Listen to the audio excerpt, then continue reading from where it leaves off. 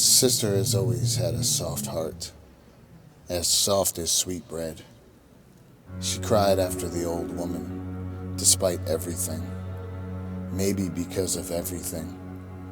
I remember holding her as she wept, both of us covered in soot, her fingers scalded from holding shut the oven door.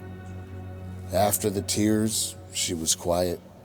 She trailed me through the awful house with its sweet bread walls and sugared windows. I found the clothes we'd arrived in, offered up her kirtle, and she donned it without a word. She showed no whisper of response when we found the treasure in the attic, only nodded vaguely when I asked her to help me fill up the few bags we could easily carry back through the woods. Maybe it would be enough to keep us safe from our stepmother's whims. I hesitated outside the witch's cottage, looking back over my shoulder at her. I do not want to go back to them. Nor do I. But where else can we go?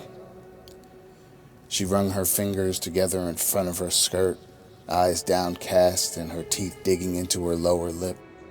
Eventually, though, she nodded. Fine. She looked back at the house. There may be something left in the kitchen. The kitchen? I repeated in horror. But she only nodded. Yes. She did not think I paid attention, but I did. I know which of her potions might be useful. If nothing else, we can sell them when we get back. I nodded slowly, and I followed her back into the cottage, though I stopped in the open arch that led into the kitchen itself. She moved easily through the space, reminding me painfully of how long she had been under the witch's thumb, while the horrid crone tried to fatten me like a prize hog. She collected some dozen bottles and vials, tucking them carefully in between the bolts of silks and satins we had pilfered from the attic before returning to me.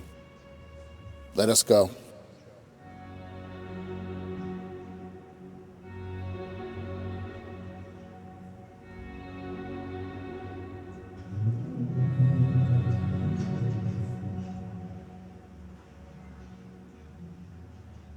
Though there was no trail at this time, she seemed to know her way through the woods. I asked how, once, when we paused to wait out the dark, but all she said was that she simply knew now, as though the forest spoke to her in a way it hadn't before. I felt the first thrill of fear at that, but I knew that she was just still so scared of herself. I refused to let her see it, and I tried to coax her into dreaming about what sort of life we might have with the witch's pilfered treasure, and managed to earn a wan smile for my efforts. But it was cold and dark, and soon enough we'd simply huddled together under the gnarled tree as we waited for the deepest part of night to pass.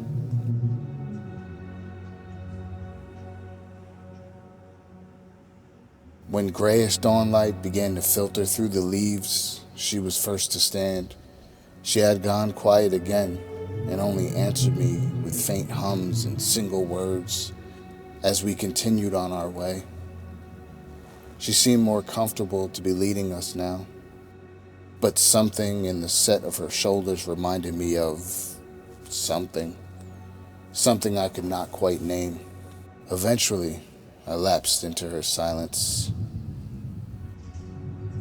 When the trees broke apart to reveal the familiar shape of our father's home, she froze. Then she broke into a run, and I was only half a step behind her. The door was already opening as we reached the stoop, and our father met us with his arms open and tears in his eyes. He held us close and apologized over and over, praising the Lord's name. I embraced him in turn, but alongside the relief in my chest, there was anger in my gut. It had started to spark, but over the length of our trek back through the woods had grown into a steady flame. I met my sister's eyes over her father's shoulders, and the chill ran through me. If my anger was a flame, then hers was the dead cold of the darkest winter. Our father explained that our stepmother had been stricken ill not long after we left.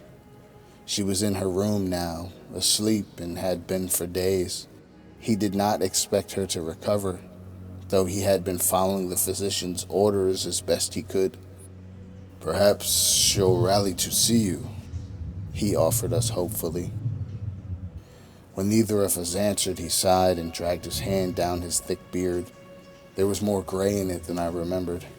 "I know you must be angry with me," he told us wretchedly, "that I could lose track of you so easily.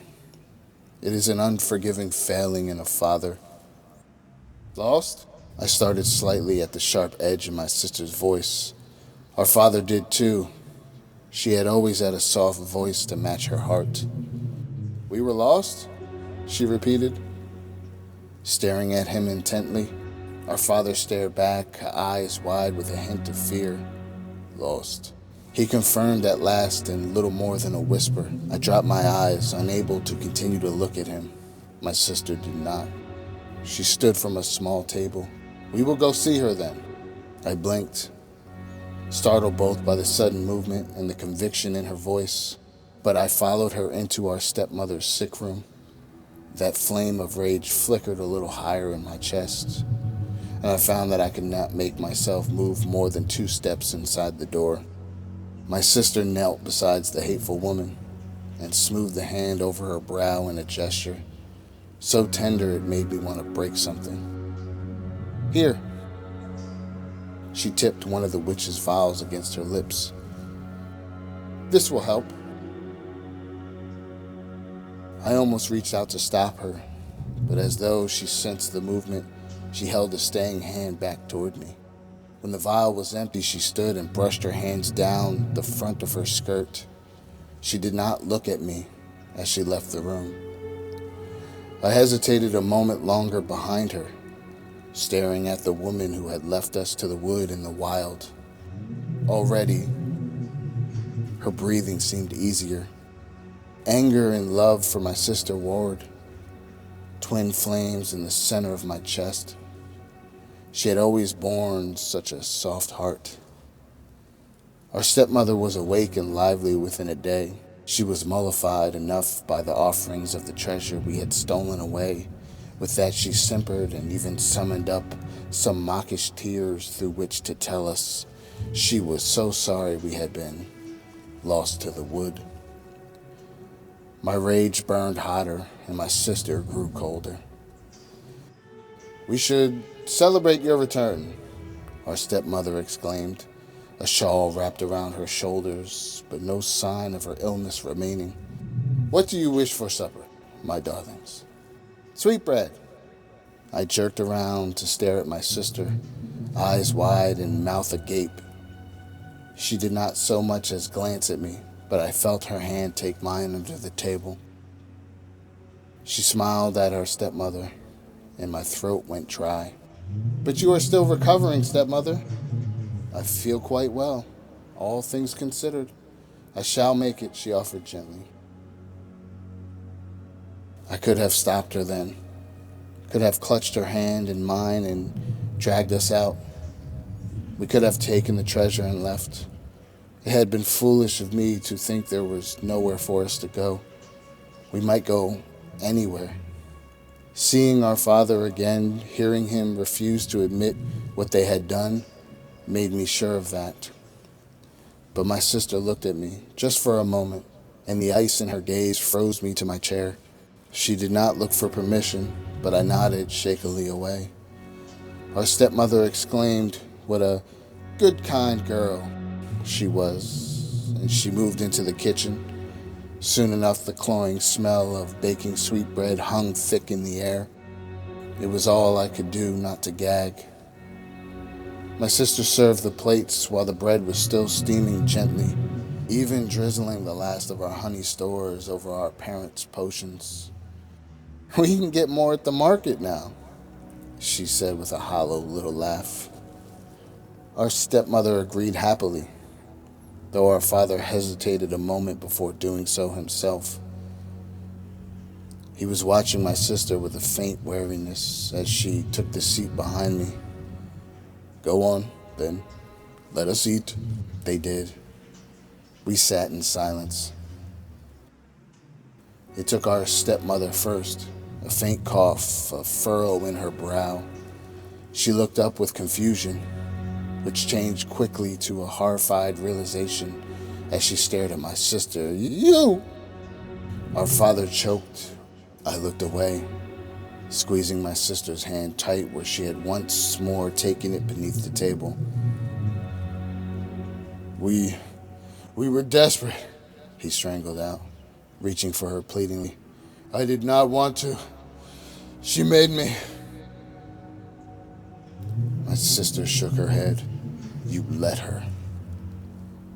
He collapsed forward on the table, his breath wheezing, rattle that grew fainter with each passing moment.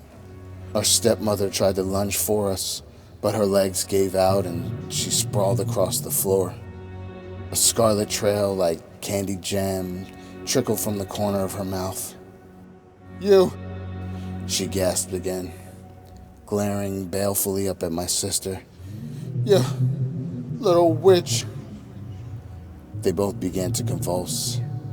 I buried my face in my sister's shoulder. I could feel her stroking my hair. Even without raising my head, I knew she did not look away until their last breath had faded into silence. She simply stood, her hand still in mine.